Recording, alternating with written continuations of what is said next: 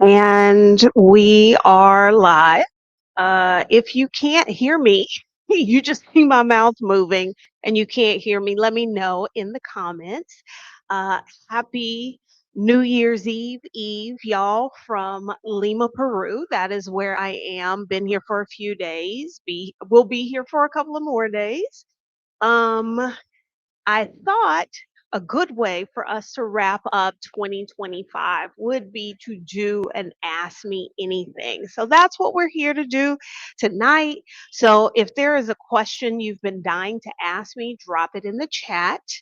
If by chance you are new, welcome. My name is Adelia Borchade. I am a financial educator and coach.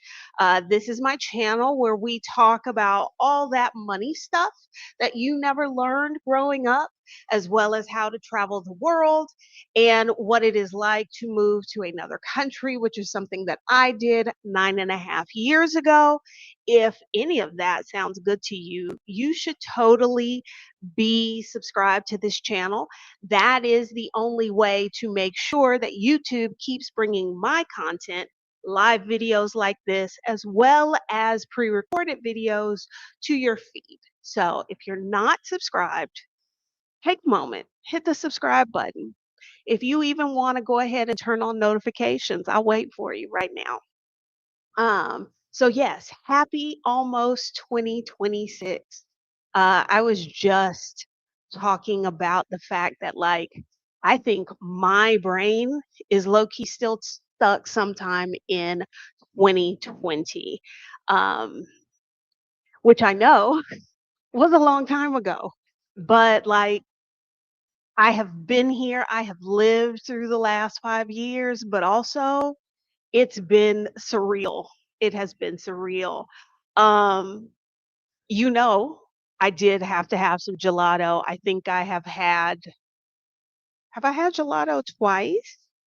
Actually, it is pretty good. It is not like as good as it was in Italy, but very easily, or at least in the part of the city that I am in, there are quite a few gelato spots, and everyone I have tried, I have thoroughly enjoyed.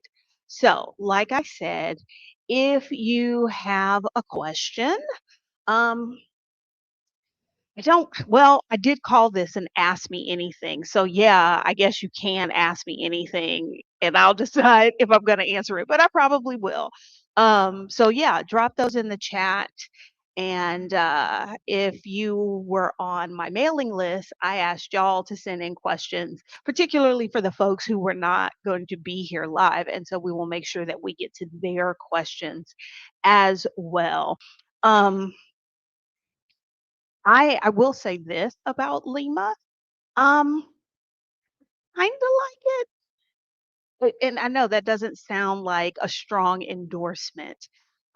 I cannot put my finger on exactly why Lima feels different than, let's say, Sao Paulo.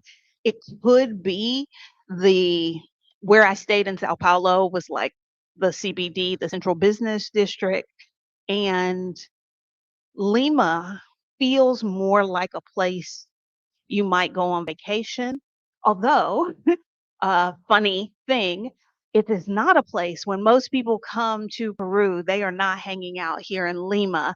A few days ago, we went out to basically the desert. We went to Huacachina, the oasis, and we went down to Nazca to see the lines that the pre-Incan people left. They scarred the landscape, and the driver was asking like, "Oh, where else are y'all going to go visit in Peru?" And we were like, "Nowhere. We're just in Lima." And he was like, "What?"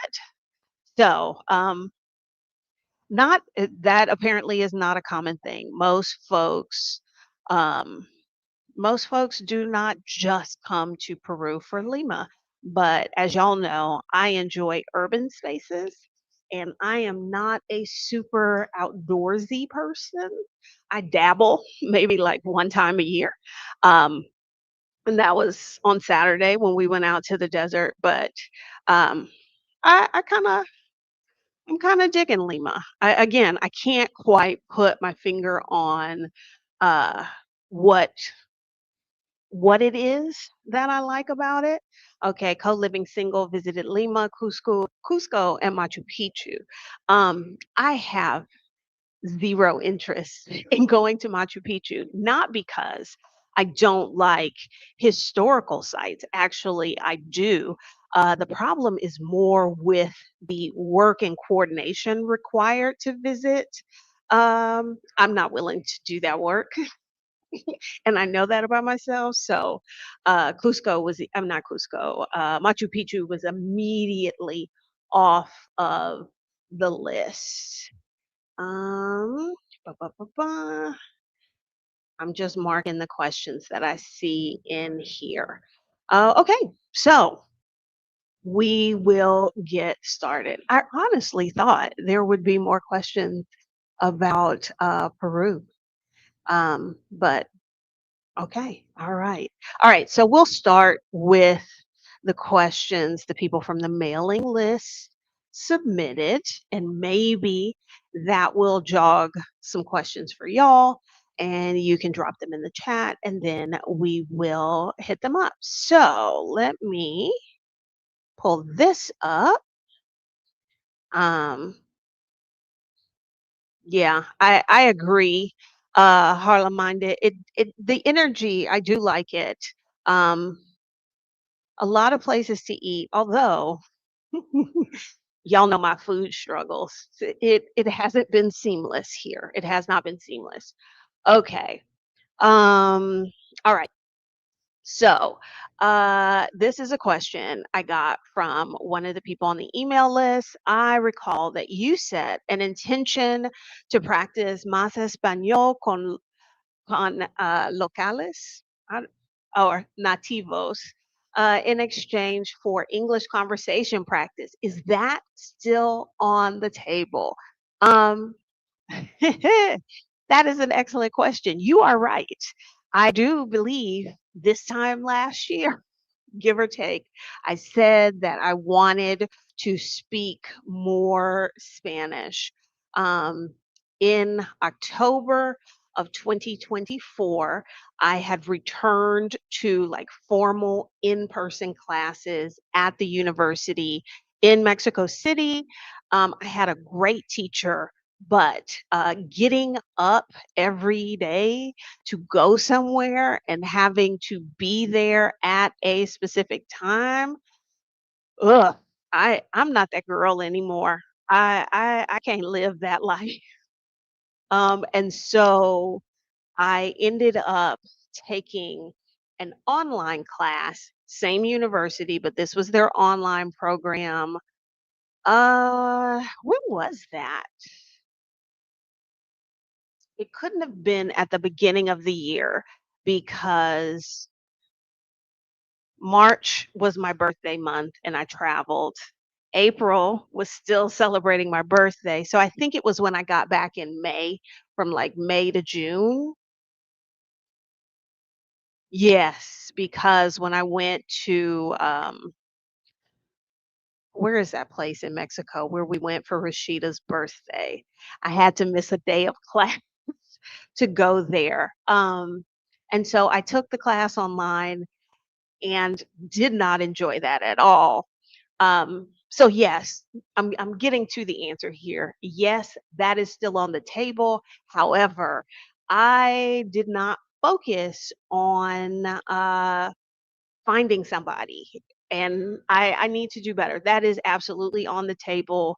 I'm trying to do some things in the next few months that require more Spanish. Yes, it was Holbox. That is where we went for Rashida's birthday. That was in May. So I took my last formal Spanish class was in May and June, and I'm not sure how I made it through that online class. And I don't think it was the online program per se. It may have been my teacher. Um, they It did not work for me, so much so that every day I got up thinking, is this the day I quit? Is this the day I drop? The fact that I even finished that class, and yes, I made a solid B plus. Um, it was just not an enjoyable experience. And I was like, this, I can't do more of this. Um, so yes, I am still looking for someone who wants, who is willing to speak Spanish with me. And maybe somebody who wants to practice their English, maybe not. But as y'all know, I struggle to talk to strangers and people I don't know. So I don't know how that's going to go. But yes, that is still on the table. Okay. So, next question that we got ba, ba, ba, ba, is next question we got. Okay. My question is for those that have left to live outside the US. Was or is it a challenge come tax time in the US and having to submit taxes for retired income when living abroad? Do you have to pay foreign taxes? Any recommendations in this area? Okay, lots of good stuff here. Okay, is it a hassle come tax? It doesn't have to be, but it can be. If you are a US citizen or you are a permanent resident, that means you have a green card, you have to file US taxes no matter where you live in the world, no matter if you get citizenship somewhere else, no matter if you get residency somewhere else. That does not change. Um, and I have not found the process to be a struggle.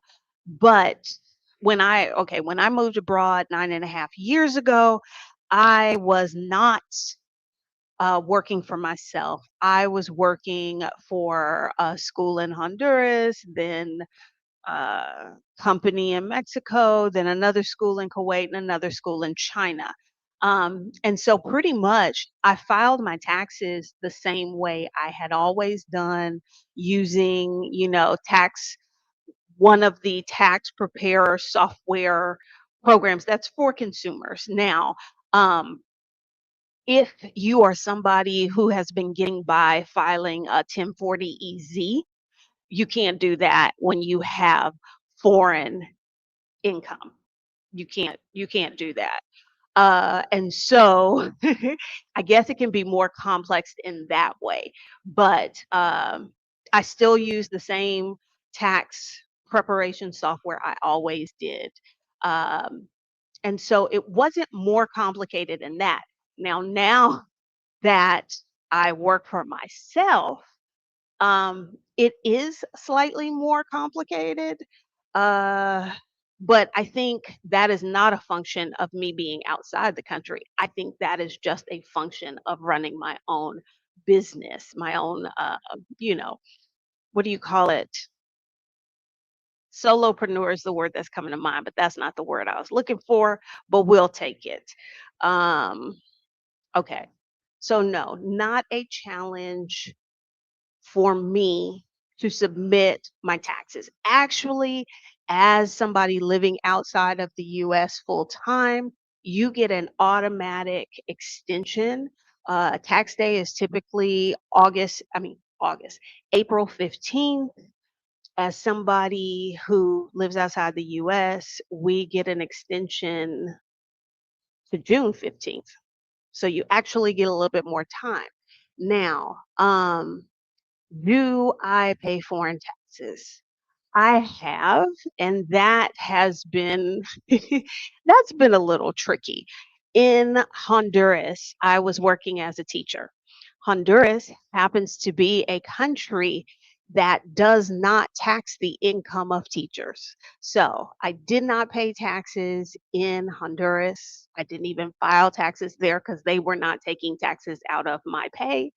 Um, and I did file my US taxes, although I did not pay anything because I was well under the cap for the foreign earned income uh, exemption, FEIE. And there's probably at least a couple of videos on this channel where I talk about that. And remember, I am not a tax professional. None of this can be construed as tax advice. Okay. Um, in Mexico, there was a small period where I worked for a language company. I used to do on-site language classes at corporations around the city. I paid Mexican taxes. Now, I never did the thing where I could file a return and get a refund.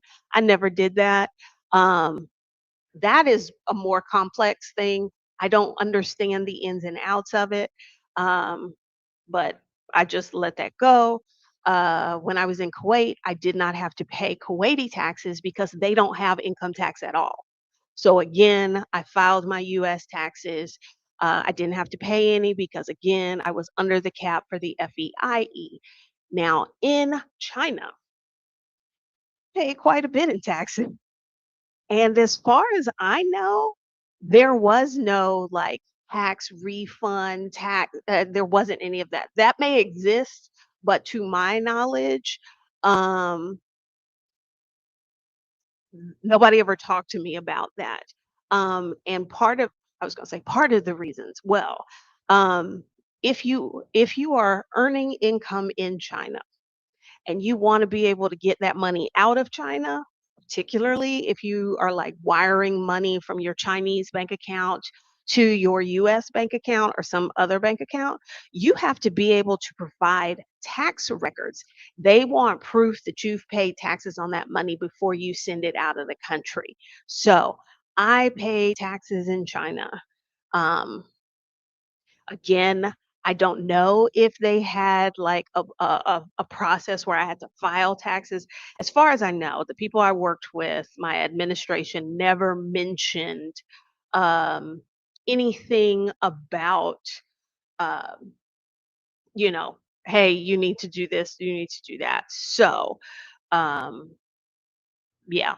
So you don't always have to pay taxes because that's again the crux of your question. In the other country, it depends. In some countries you will, in some countries you won't. Um, in the country that I currently live in Mexico, um, you if your income is Mexican sourced, you are expected to pay Mexican income taxes. But there are countries um, who don't. Like there are countries like Kuwait who don't have income taxes at all, and then there are countries that even if you live there, even if you work there, well, mm, there are countries that have different rules about tax residency. So there, nobody can tell you off the bat, just in general, like, oh, you're going to have to pay taxes in your other country. That is going to vary. So far, like my situation now, um, because my income is not Mexican sourced at the moment. I have not had to file Mexican taxes. That may be changing. And I may have to learn the ins and outs of that system, which from everything I hear is kind of complicated. So I'm not looking forward to that at all. Um, Let's see. Was there any other part to that question? Any recommendations in this area? Okay, do your research. Don't, okay, this is my recommendation. Don't just post, let's say, in a Facebook group or a WhatsApp group and say, hey, do I have to pay taxes in this country? Because I have discovered that when people don't have to know the answer to give you one. And there are so many times that I have seen people state things with their whole chest that I know to not be true because I've looked at the law in a particular country. So that's my advice. Don't post there. I would talk to a tax professional. Um, I have interviewed I think 3 different tax professionals that happen to be Black women on this channel. If you go to the main, YouTube channel page and you scroll over to the right, there is a search feature there. If you search taxes on my page, you can find those videos, um, and talk to them. I A lot of people wanna find somebody who does both US taxes and taxes in the other country. I think those people are unicorns. They exist, but they are hard to find, so you'll probably need to ask some questions on both sides, either a tax person or maybe, like a tax lawyer in a particular country to get what you need to know. Um, okay. How was your experience working in Kuwait? Not great. It was actually kinda horrible. Um, and here's the thing, I know that there are a lot of us who are working in the Middle East, particularly a lot of us who are working in Kuwait, and they are over there having the time of their life. I will say this about working in Kuwait, your experience is going to be directly connected to the quality of your employer. And my employer was shitty. So my experience was shitty. They were breaking the law, they were engaged in wage theft, like all kind of stuff, probably a little fraud too. So my experience working in Kuwait was not great. I only took the job, one, for the money. And we all know if you take a job just for the money, it's probably not going to work out well. Lesson learned. And also because of its location, it was a great place to travel from. So once I hung on long enough to get my travel paper approved, and like every weekend I was flying to a different country to get away from my life there. So no, um, it was not great. It was not great at all. Okay, let's see. All right, here's another question. Will you be doing more content in the upcoming year on either co-living or aging abroad? Yes, especially aging abroad now that I am almost 51. That is definitely a topic that has been at the forefront of my thinking. Um, I have some feelers out because there's some people I want to talk to. Because, like I can share with y'all my experience, my thoughts, but I also want to get some. I want to get some other people so that y'all can hear from them to give you a variety of perspectives of what that could look like, what is the reality of, aging outside of your home country. Um, so yes. Co-living, I mean, I'm not opposed to talking more about co-living. Um, so if there's something specific about co-living that y'all are curious about, let me know. Either like drop it in a comment somewhere or send me an email.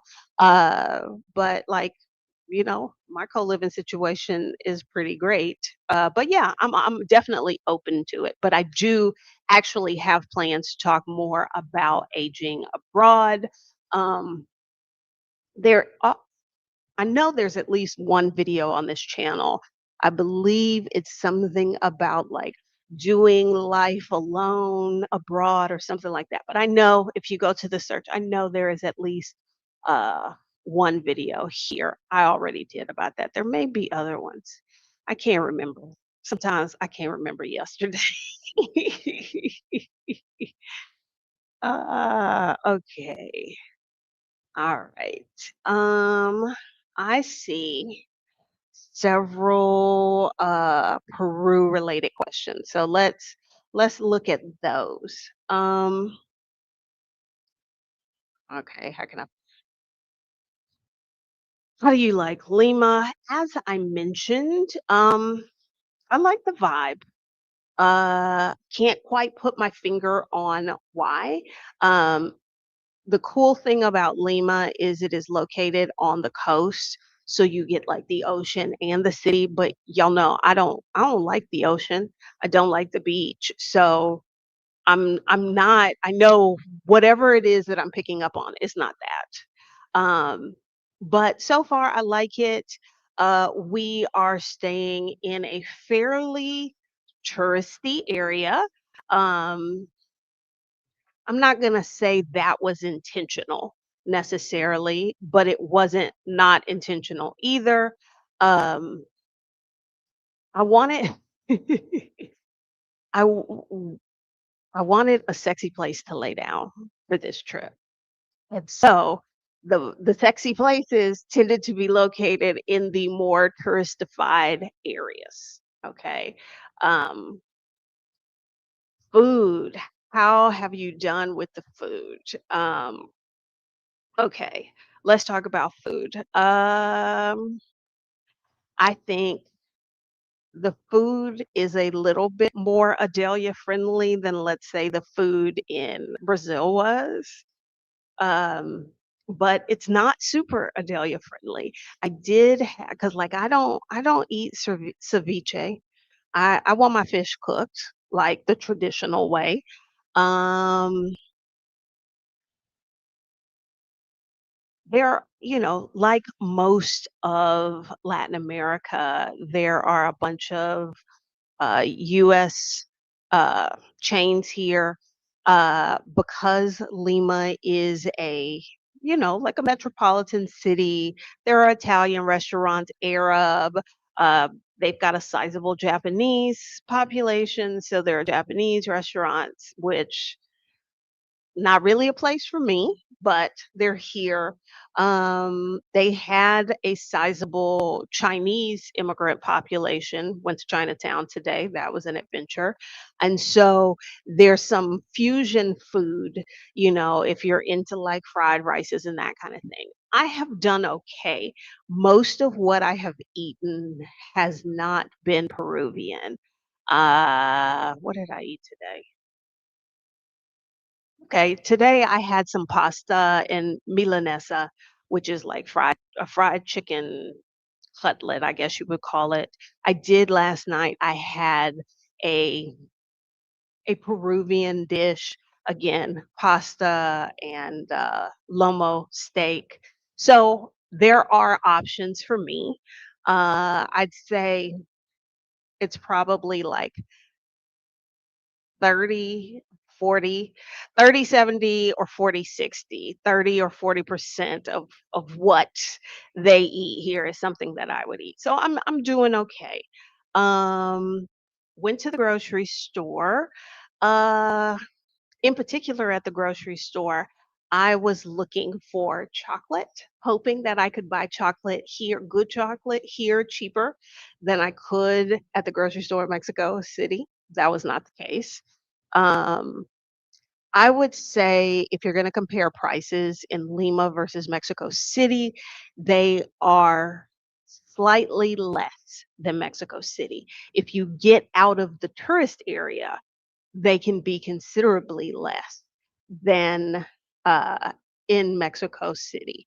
Um, because, like, I was so far, I've primarily been in tourist areas, but I have seen prices in other places and fairly affordable. Um, let's see.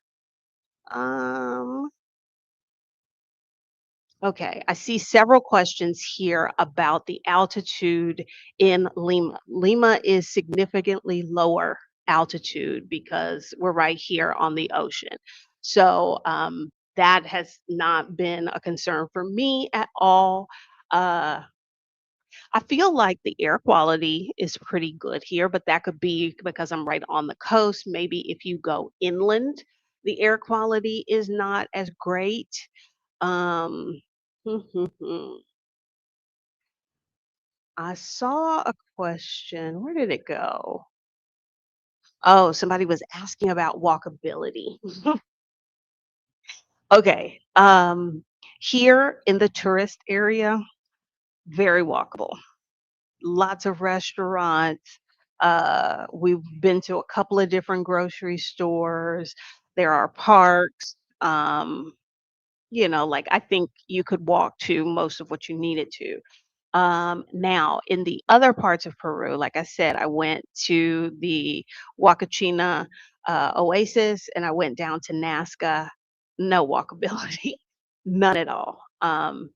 It is, I don't know how that will work.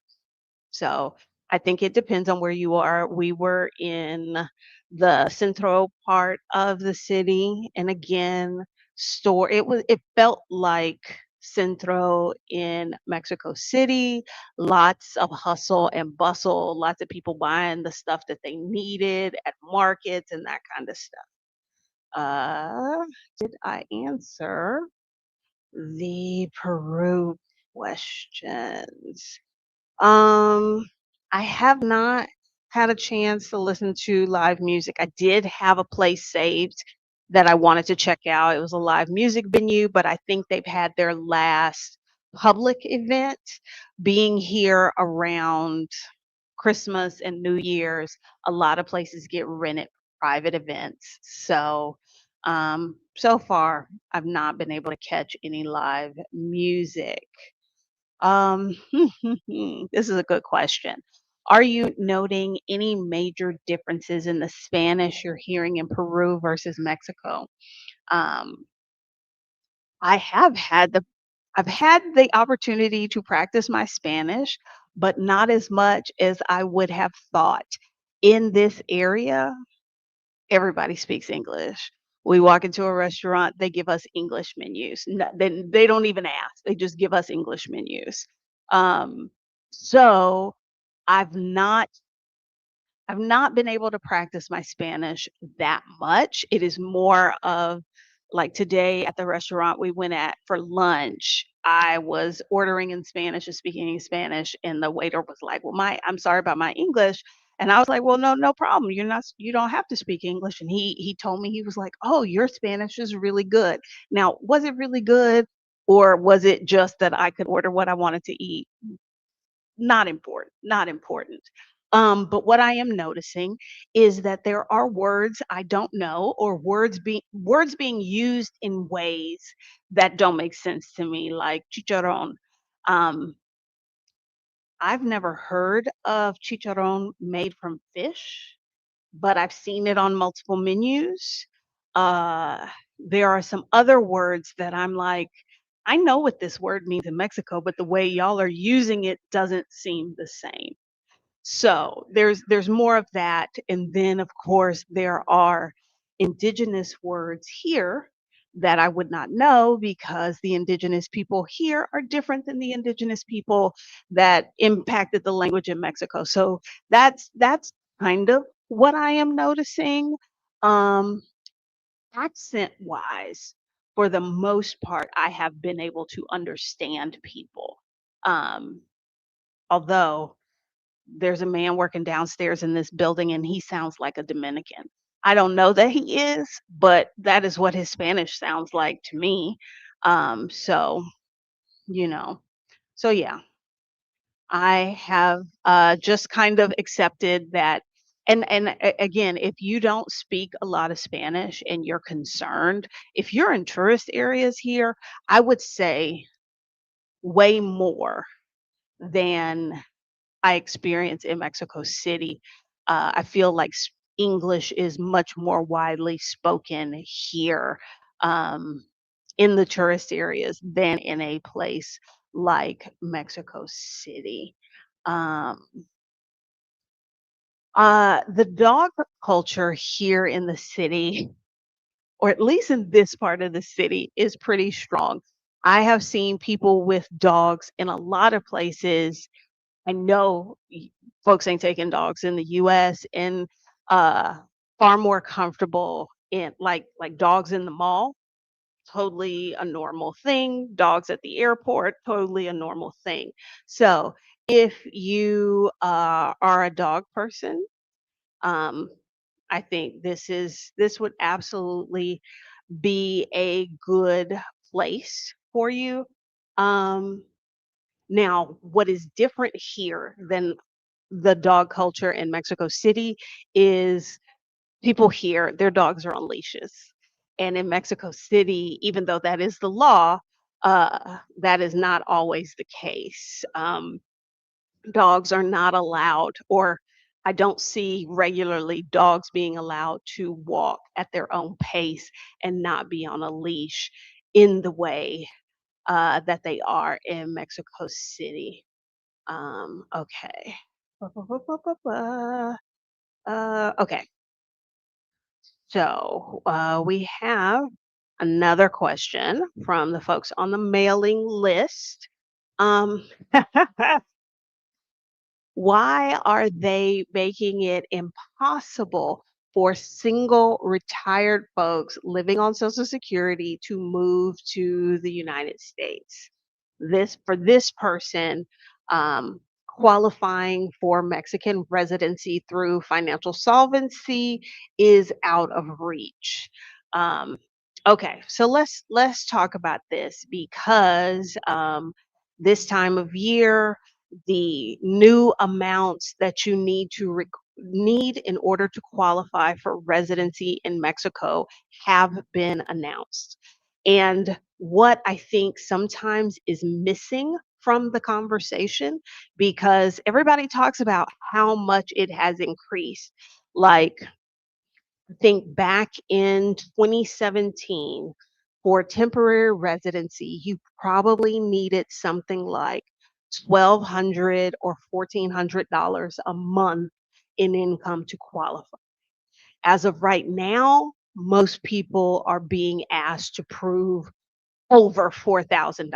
And I know a lot of the conversations get caught up in, oh my gosh, it has gone up so much. It has. But here's the thing to understand: it is not personal. It is not a response to the nonsense that is happening in the US. Um, how much money you need to qualify for Mexican residency through financial solvency. There are other ways to get residency that don't require a certain amount of money, but the avenue that most people take is through financial solvency. The amount of money you have to have is directly connected to the Mexican minimum wage. The Mexican minimum wage has doubled since I've lived in Mexico. And as a result, millions of people have been lifted out of poverty. So Mexico is not trying to make it harder for Americans to move there. They're not trying to make it harder for Black people to move there. No, Mexico is trying to improve the life of Mexicans who are, mired in poverty. And as a result, the amount of money you need in order to qualify for residency has increased. Um, Now, I can't speak to this person's specific situation, but something to keep in mind is, for financial solvency, you can either show a certain amount of income or you can show a certain amount in savings. And as far as I know, the vast majority of consulates will still accept 401ks, IRAs, that kind of stuff when they're looking at the savings amount. I think a lot of people immediately think about income because they think that that will be a more manageable number. But I can tell you for myself, it wasn't, because I could never prove, because I applied for Mexican residency after being abroad already. So I did not have, I had Chinese bank statements, and I don't think they were gonna take those. So for me, I use the total amount in savings in order to qualify. So again, it is not personal. It is just an unfortunate byproduct of improving the situation for poorest Mexicans that is causing that. Now, unless something changes about the way the formula that uses Mexican minimum wage as a multiplier, Um, that number, as long as Mexican minimum wage continues to increase, which remember is a good thing, the number you need to qualify for residency will continue to go up as well, unfortunately. Y'all know I have done two videos. I updated the one from 2023. I did a video in 2023 about how you could move abroad and get residency with an income less than $1,500 a month. I updated that video in April of 2025. So, if you are like this person and you are in a situation where your preferred country is going to require a substantially more in income than you have, take a look at that video, because you might find some places that you did not realize you could move to without having a certain amount of income. Now, remember, these videos are specifically about income, not about savings. There are several countries that will give you residency with fairly reasonable savings amounts that are not in the hundreds of thousands of dollars. So, okay. Uh, okay. Um, how has retiring early and living abroad changed your outlook, forward thinking on life in a positive way, i.e., daily outlooks, like not getting up and going to a traditional job? That's a really good question. I can tell you, I didn't really realize how much no longer working a traditional job had changed me until I went back to Spanish class in October of 2024. I had the program I was doing is at the university, the largest university in Mexico, UNAM, which is located in the southern part of the city. I did level one of that program right after I well, right after I started at the very beginning of my grown up gap year in 2017. And I did not struggle showing up to class every day, having to be at a place at a specific time. Adelia in 2017 had no problems with that. Adelia in 2024, she's not that girl anymore. So that is definitely one way that I have changed is my willingness and my ability to adhere to any kind of like strict schedule, or strict like um, restrictions on my time. I can't do that anymore. I am not that person anymore.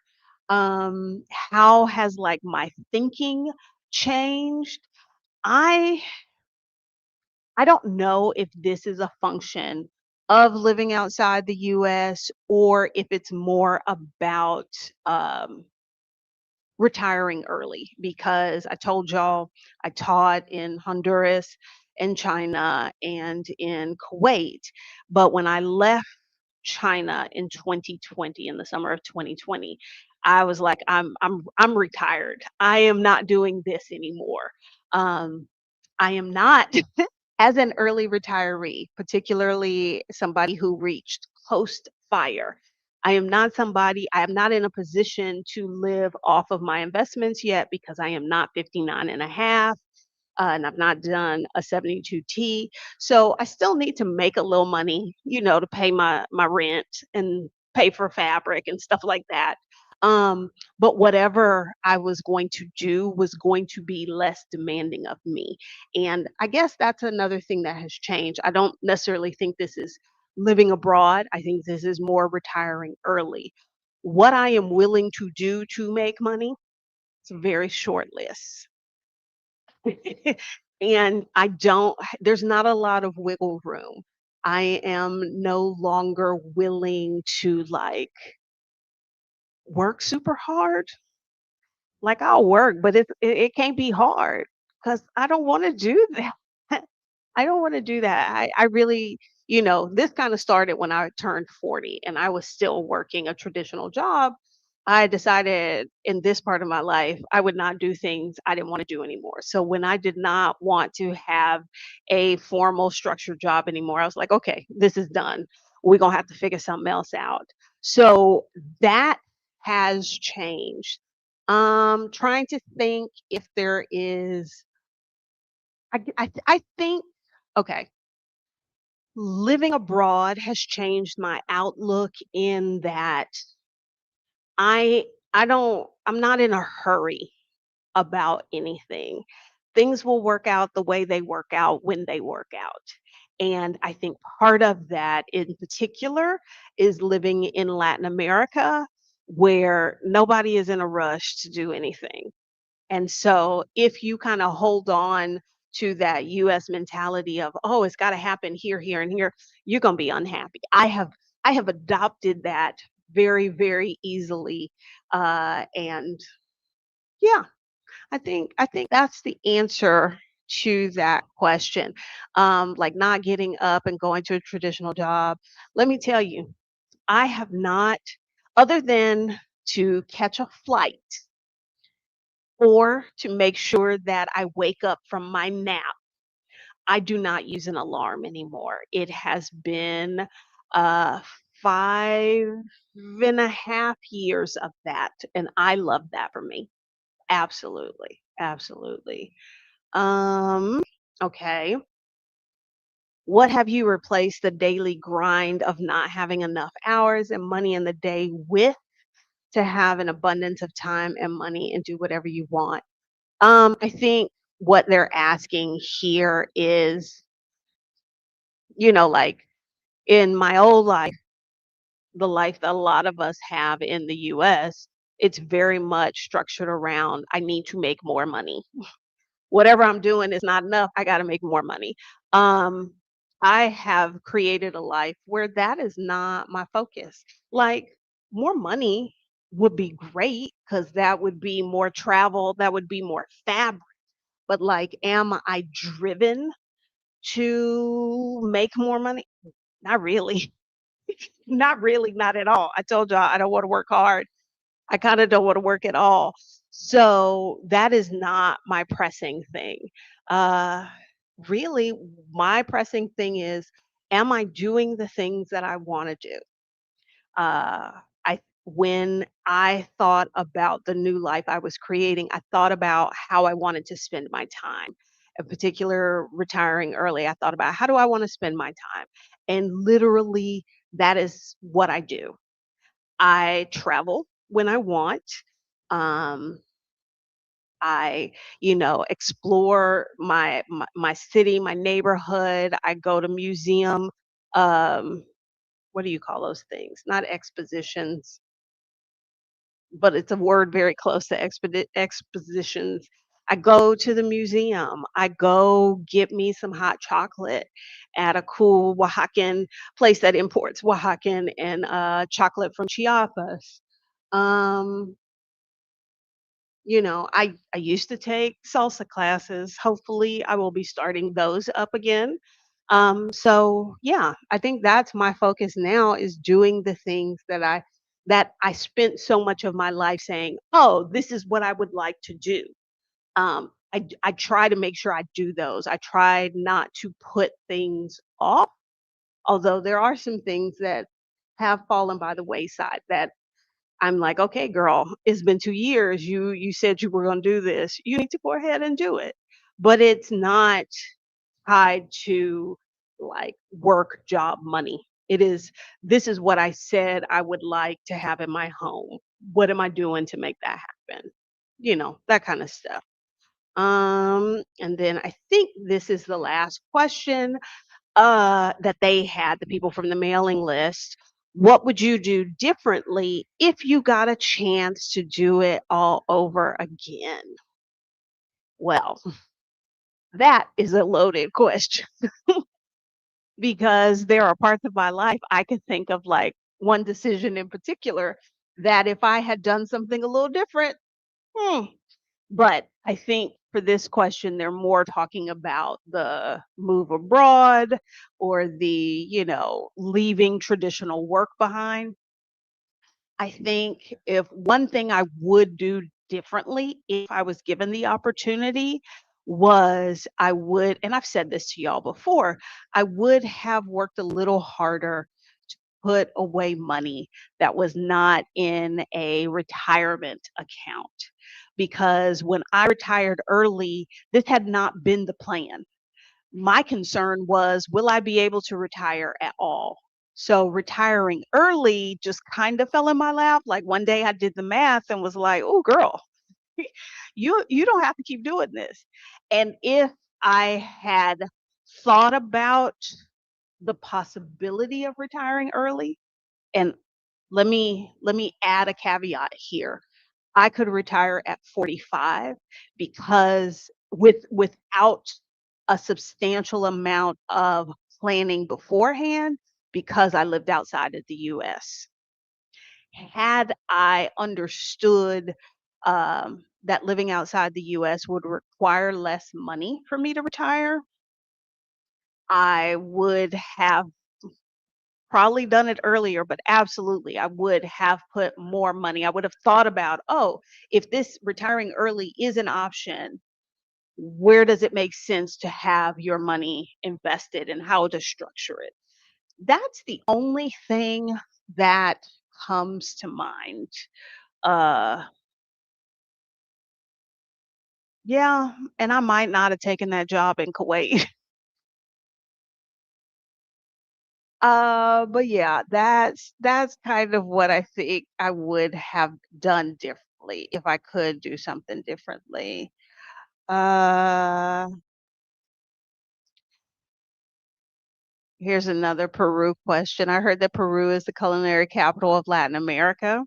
I think some folks in Mexico would beg to differ, but okay. Is anyone in your party participating in cooking classes? No, because we don't like to cook. Now, if there was a cooking class where we could show up and just eat things, maybe. Um, what was it? 5 years ago, we were in Baja California Sur to do some whale watching, and I thought it would be a great idea to sign us up for a class to make tamales. I had no idea how much work was involved because I thought like, "Oh, maybe I could learn to make tamales at home." Absolutely not. And never again have we ever signed up for a cooking class.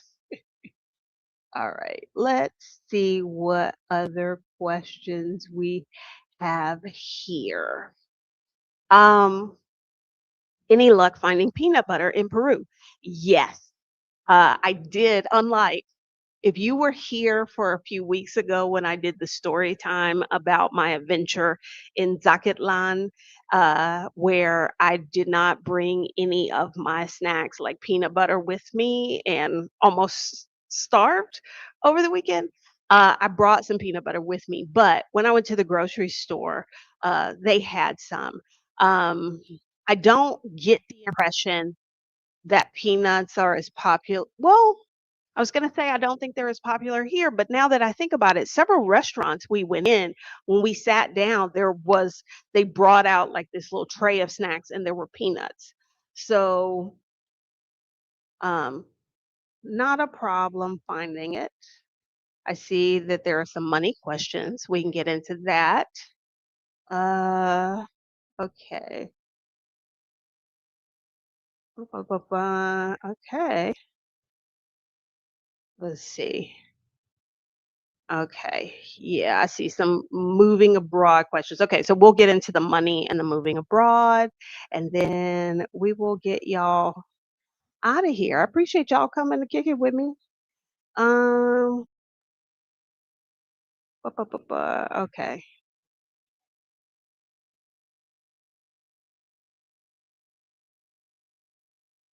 Are y'all talking about me? I see these comments in the chat talking about give this woman her flowers. Y'all talking about me? Or y'all talking about somebody else? Uh, I didn't know Haitian peanut butter was a thing. I'll have to investigate. I've never heard of it. But also I don't know much about Haitian food. So not a shock. Not a shocker. Um, okay. So let's look at the money and the move abroad questions that y'all have. I was just going through and marking the last ones. Um, okay. Do you bank anywhere outside of the USA? Do you have any recommendations? I have no recommendations. Let's start right there. I do have a I have had a bank account in every country I have lived in, primarily because in order to get paid, I needed a bank account. In Honduras, I was paid partially in Honduran lempira, but the majority of my money was in USD. Um, when the brief tiny brief moment that I worked in Mexico, initially they paid me by check until I got an account. So I would have to go to the bank that the company wrote the check from, and I would cash it there. So I opened a bank account so that I could get paid, and I kept that bank account open even when I left Mexico and moved to Asia. My Honduran account I left open. I doubt it is still open. There was no money in it. I had a bank account in Kuwait because, again, that is how I got paid. And I had a bank account in China because that's how I got paid. But here's the other thing, particularly if there's somebody watching that's thinking about taking a job in China, credit cards are not a thing. So to do electronic payment, everybody pays from their phone with WeChat and Alipay. And in order to get money onto your WeChat or onto your Alipay, you need a bank account. And so when I first got there and I did not have a bank account, I would have to get cash out of the ATM, give it to a friend, somebody I worked with, and have them transfer money from their Alipay or WeChat to mine. So um, China's a place that electronic payment is the only way to go, and you really need a bank account. So yes, I have banked outside the U.S. The only account that I kept intentionally was the Mexican account because I knew I would come back to Mexico. Um, I I have contemplated opening an account in another country just to diversify further. What I have discovered is unless you have lots of money, it's not super easy if it's not a country you already have residency in. So, if that's something you're thinking about, that is something to consider. There are people who will tell you like, "Oh, you just need a Wise account." That could work. That could work. Um, we talked about that. Oh, here, let me unmark some of these questions that we already talked about. That way, they're not in the queue. Um, okay, so that question. Um, oops, trying to scroll down here. Um,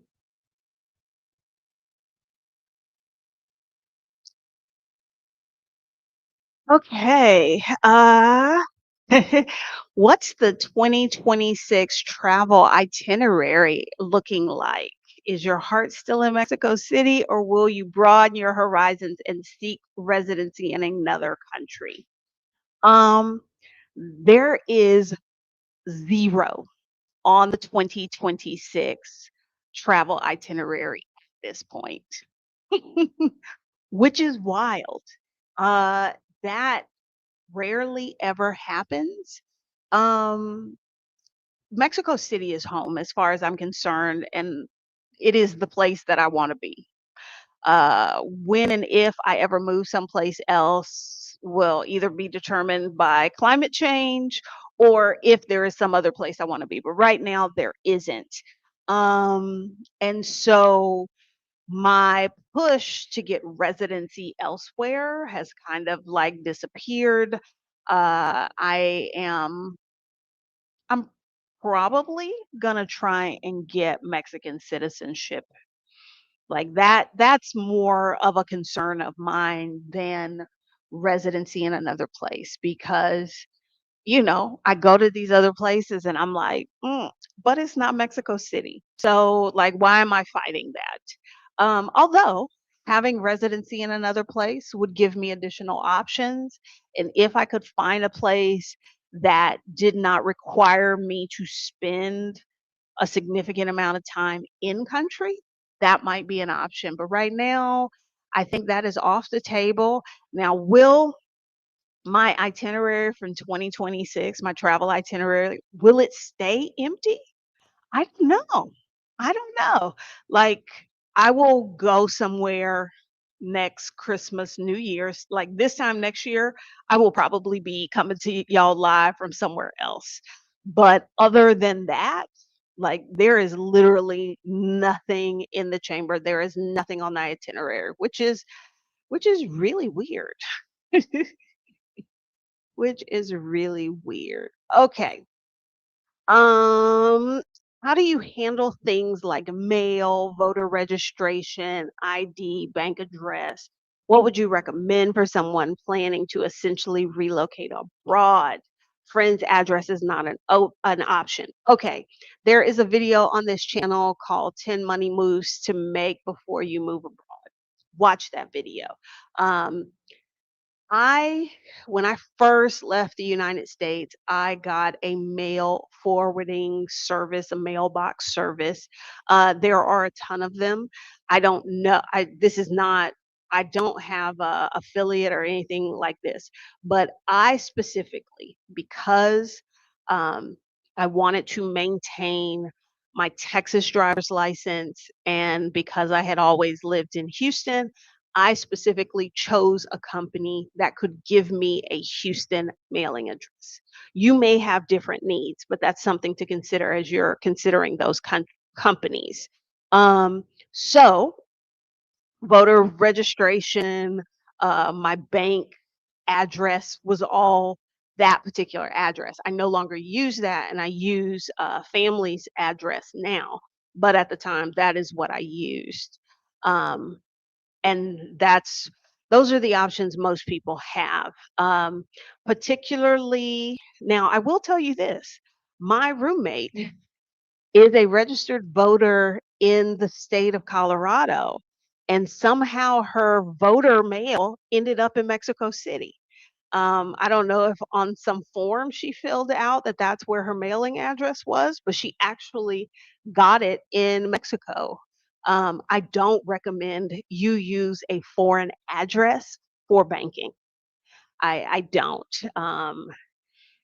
I think you open the door to make life more difficult down the road. So, one of those mail forwarding mailbox situations. Now, you sign up with that company and they give you an address, but you also there's a USPS form, a US Post Office form that you have to fill out that basically gives them the right to receive mail for you because touching other people's mail is a federal offense. But that would be the solution. Um, Generally, with state IDs, you can renew them online, and they will be mailed to the address on the ID. Um, Except there's only so many times you can do that, and then you have to appear in person. I had to do that when I got my real ID. Just so happens I was between countries, so I had time to go to Houston and stand in line for 4 hours to get a license. Hopefully, I won't have to do that again for a while. Okay, let's see. What other question do we have? Um, okay, money questions. Where's another money question I saw? Um,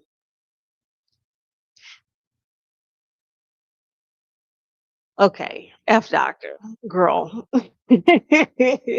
This is a big question. Both of these can be low maintenance. Um, okay. A mutual fund is it's like a combo deal. Mutual fund is a way that you can buy stocks and you can buy bonds, or you can buy a bunch of different kind of stocks, whatever the mix is. There are some mutual funds that are index funds, that an index fund follows an index. So that means the stocks or the bonds in that index fund are specific to the index, something like the Nasdaq 100, the S&P 500, the Dow Jones Industrial, something like that. Index funds are the lowest of the low maintenance. So if that's what you're looking for, you would choose an index fund, which could be a subset of a mutual fund, or you could do a ETF index fund. Um, I I don't have the time to go into the intricacies of it, but if you're looking for a low maintenance, you want an index. So it's about thinking about what is the index that I want to copy the holdings of, and use that to guide you in choosing what index fund you buy. Um, ba, ba, ba, ba. How do you balance putting money into your Vanguard or Fidelity accounts versus having money available to use on hand day to day? This is a really good question, particularly for this moment we find ourselves in right now with the President of the United States doing things that could bring down the entire economic system. Um, I think it depends on where you are in your investment journey. If you are thinking about, um, if you are thinking about, I lost my train of thought. Give me a second. If you are thinking about like long-term goals in the future, retirement, you know, I would have a portion out of my income that goes to that. If we're beyond that, like, okay, I've got that covered, but I got this extra money. What should I be doing with that? Well, that's when you go through, do I have an emergency fund? Do I have an oh shit fund set up? If you don't, put some money there. If you've got your oh shit fund and you have covered your bases with your long-term investment goals, you can look at kind of like building a cash cushion. The thing about cash is, generally speaking, cash isn't going to make you money the way in which, uh, you know, investments would. However, there's also the psychological piece to it. Like, if you come from a history of financial insecurity, you're going to sleep a whole lot better at night knowing you got 2, 3 years of expenses sitting in a high yield savings account. Now, that is probably from a numbers perspective, like how can you beat inflation? How can you get the biggest return on your money? That's probably not the way to go. But if it allows you to sleep soundly at night and not worry about your economic future, that's still a valid choice. So to answer your question, I think that's those are the things you need to consider. Like, where am I? What are my money concerns? Am I concerned that there's not going to be enough money to sustain me when I stop working? Am I worried about an emergency taking up all of the cash I have on hand? Where your worries are is probably where your financial priority is. That's what I think. Um, I thought I brought this question over, but I may not have. I think there was another question from the mailing list about gold, because I was so ready to answer this question and then I didn't see it. So hold on, let me let me come back here. Oh, yep. Okay. All right. So here's the question. I keep hearing rumbles about the need to invest in precious metals. I suppose in case the monetary system as we know it implodes. What are your thoughts on this? Okay, because I did want to answer this question. All right. So um there are several reasons I don't think we need to be buying gold and holding it. Okay. Um, but I think before I share that, you need to think about, well, if you're considering buying gold, why? What is it that you want it to do? Like in this person's question, they're saying like, okay, everybody's talking about I'm supposed to be buying gold. Is it because the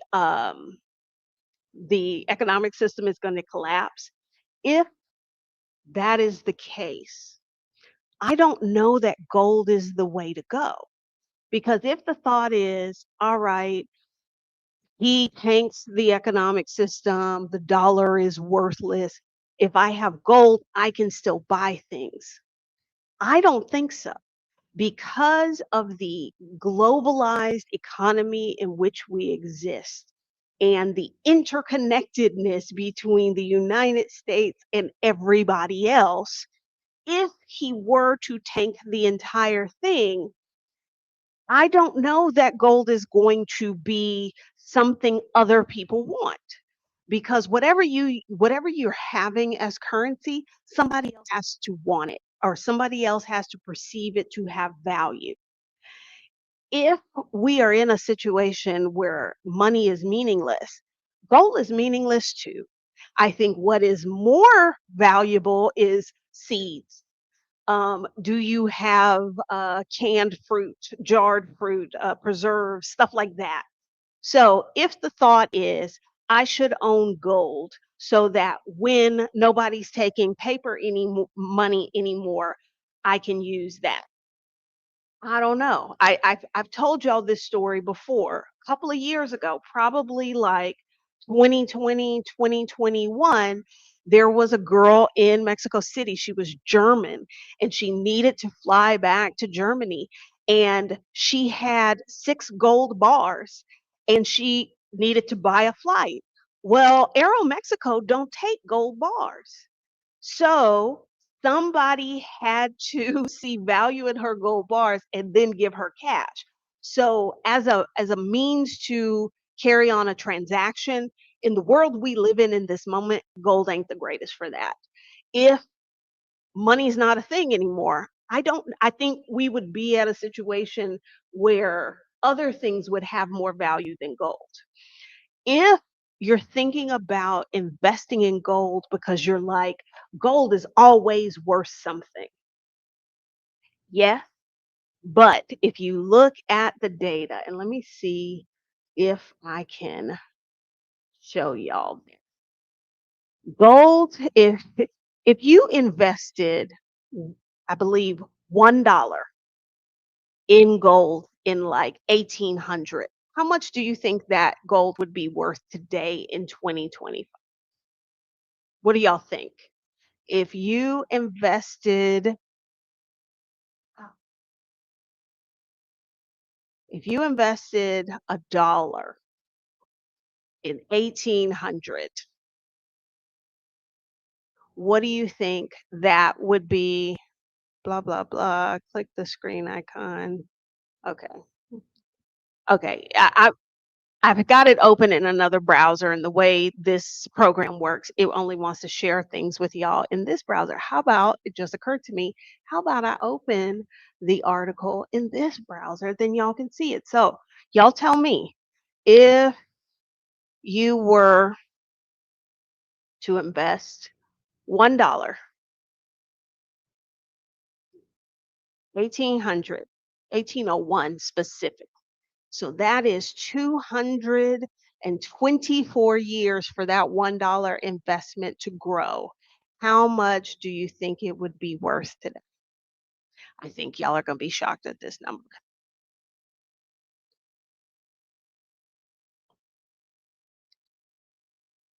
Anybody? Anybody got a number?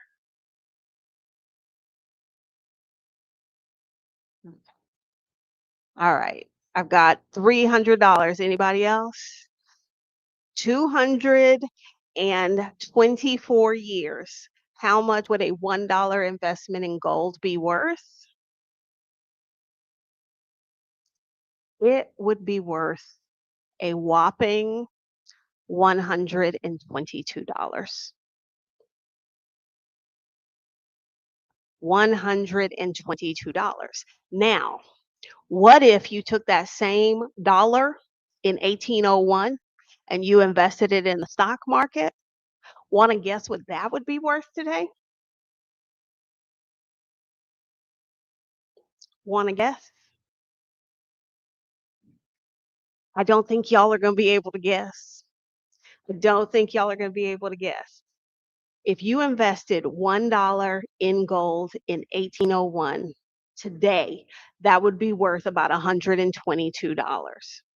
If you took that same $1 in 1801 and invested it in the stock market, okay, two, blah, I got 2 million. Anybody else before I tell y'all? 250,000. Anybody else? Okay, 4,000.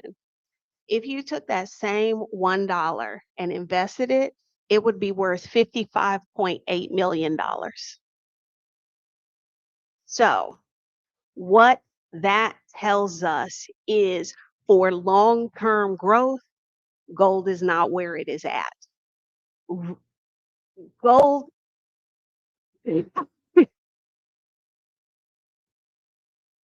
Say ain't no way.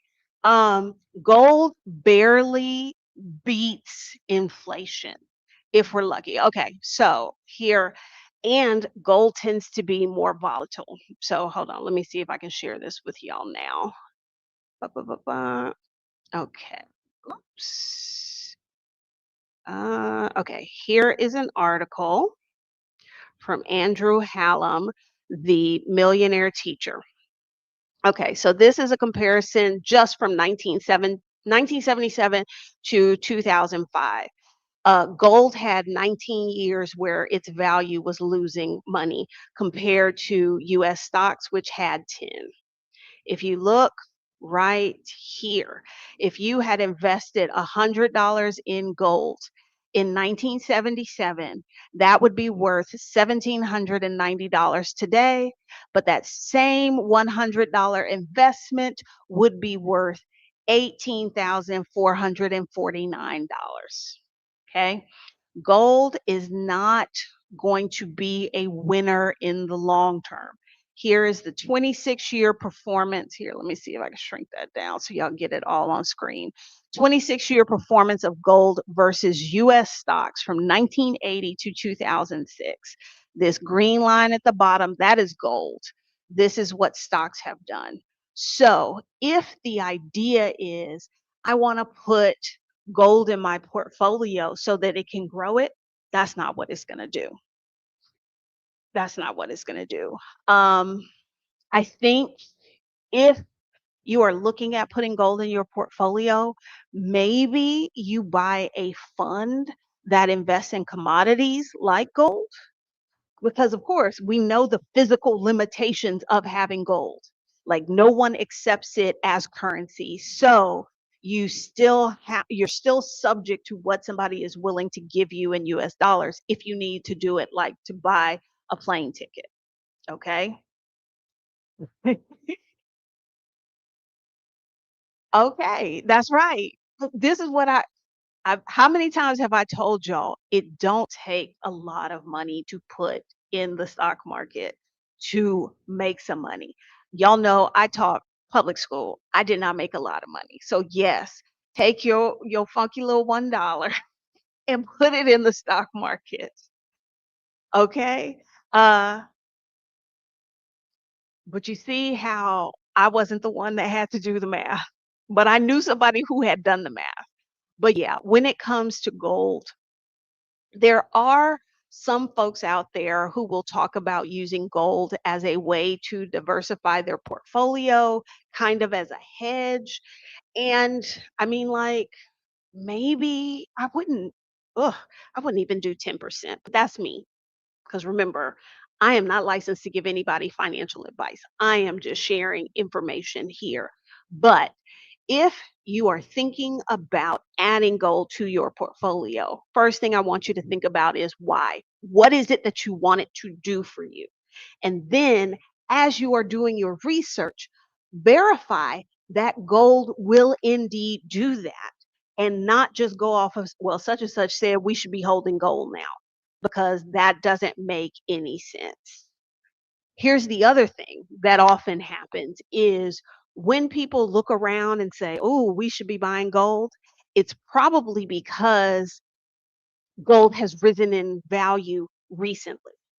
And is that the time to buy an investment when the price goes up, when you are effectively paying more for it? No, no. You wouldn't say, I'm not going to buy a house until I see prices going up. You wouldn't say, I'm not going to get a new car until they raise the price. You would absolutely not do that. So, why would you choose to do that with an investment? That doesn't make any sense. No sense at all. Okay. Trying to scroll here with one finger and it's killing me. Okay. So, let's see. If we got another question there, I think that was all of the money questions. All right. Okay. So there were a couple of other questions here. Um, let's see. Which ones have it? Okay. Um, do you read any books at the beginning of the new year? If so, can you share? Um, I read books just all the time. I It's probably would require too much structure on my part to say like, "Oh, I'm gonna read this book at the beginning of the year to like have this thing happen or help me focus on whatever." Um, but okay, I said that.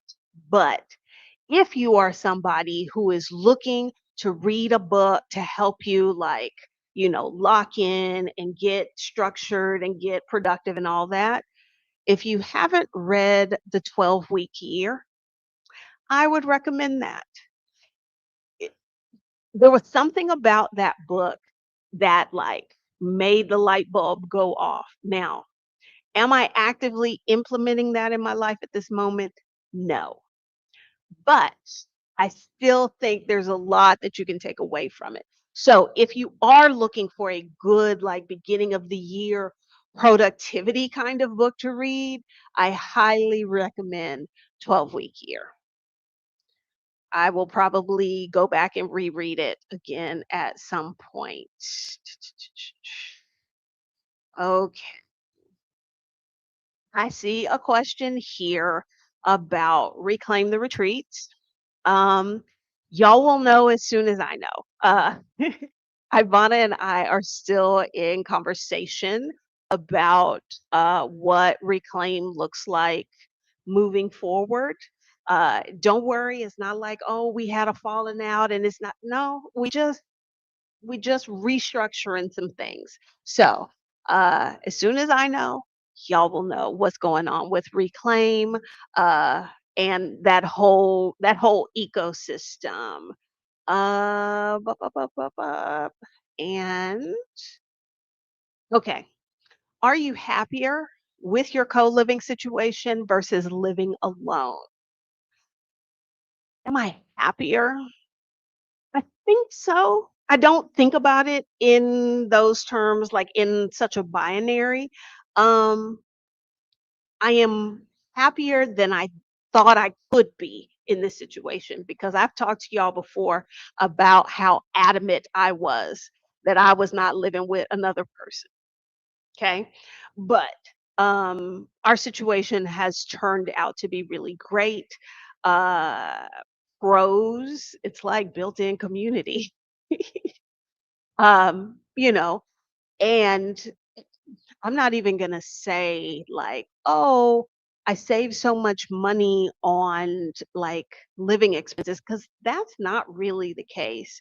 I mean, I was gonna say my rent is cheaper than than what I was paying individually, but kind of not really because the dollar is dropping next to the, peso, which is what happened 2 years ago when we moved in, so, like, whatever savings I had on the rent are getting eaten up by the currency conversion. So the advantages, the pros aren't really necessarily the financial ones, but it is in, like, having a more, uh, rounded and fulfilled life. Like, it is not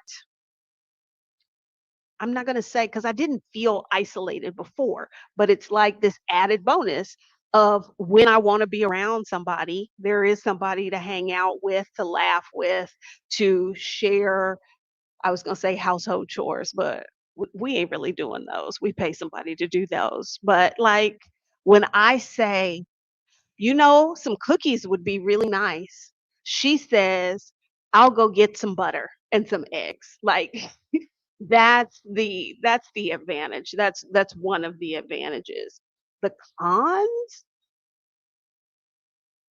I don't think I have any cons.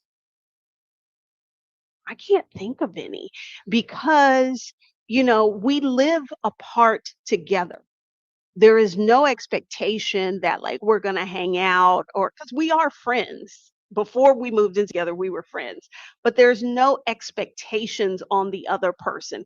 If you are having a day where you don't want to talk to nobody and you want to be left to yourself, like that's very much an option and still a thing. So I can't say that I have had any cons in our current situation. So it's been great. Okay. Let me take a moment to thank Lady Sarita. Every week you show up and you encourage people to give this video some likes. And I don't always say anything, but I do see you there and I do appreciate it.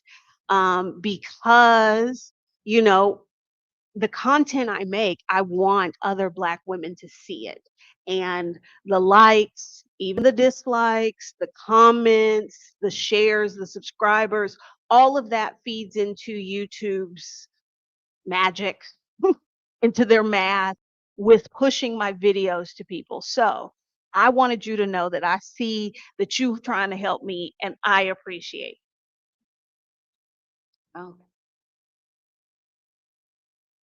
I am trying to scroll up and my computer doesn't like my finger right now and is not letting me do that. Okay. Um, it's still not letting me scroll up the way I'm sorry, y'all. All right, so we're gonna get out of here. We're almost at an hour and a half. I'm just gonna look at these last few questions to see which ones we can answer. Okay. Uh Am I taking Spanish classes to sit for the Mexican citizenship exam? That is why I wanted to improve my Spanish because there is a language component. I am not taking formal classes in this moment. I tried to sign up the other day with somebody and they didn't return my call. So I think the universe is like, no, girl, you're going to have to thug this out yourself. So I'm going to put myself on a program that forces me to do more and use my language. Um, okay. All right. This is going to be our last question. And I wish I was better prepared for this than I am. All right. Kim Strain said, "What do you recommend for me to understand how to start investing? Any books to read to help me understand?" Okay. Two things. Book, I would recommend, and the book just went out my head, by J.L. Collins, The Simple Path to Wealth. If you need a book, that is where I would start. But I'm also going to tell you that I have a challenge called the Get Started Investing Challenge, where if you feel like a book is not enough, that like I need a person. I need to be able to ask questions. That's what my challenge is. It is so that you can understand all the market, all the terms, have somebody there to ask the questions to as you are starting that journey. So, um, if you're like, yeah, I want that challenge, I'm trying to find the thing to put up on the screen so that y'all can sign up. And okay, none of the buttons are doing what I think they should be doing. Okay, not comments, banners. Okay, all right. So if you're thinking like, yeah, girl, how do I get signed up for that? Get on the mailing list because I don't host it all the time. But the people on the mailing list will be the first to find out when I do. There is a link in the description of this video to get on the mailing list. So there's that. And yes, Simple Path to Wealth. Now, there are other books, but if you're like just starting and you're like, I need to be doing something, this is the book I would start with. Okay. All right. So why is this blue? I don't know what I pressed, but somehow I've made the things blue, and that is not one of my colors. Okay, y'all. So we've been at this for an hour and a half. Thank you to everybody from the mailing list who sent me a question. I was happy to answer it. Thank y'all for coming to hang out with me. I guess I will see y'all in 2026. I'll be back in Mexico City, and right now it's looking like I'm gonna be there all of 2026. Y'all take care and have fun and party and do all that great stuff. That's right. Happy New Year. Feliz Año Nuevo to the Picky Girl Nation. Y'all take care.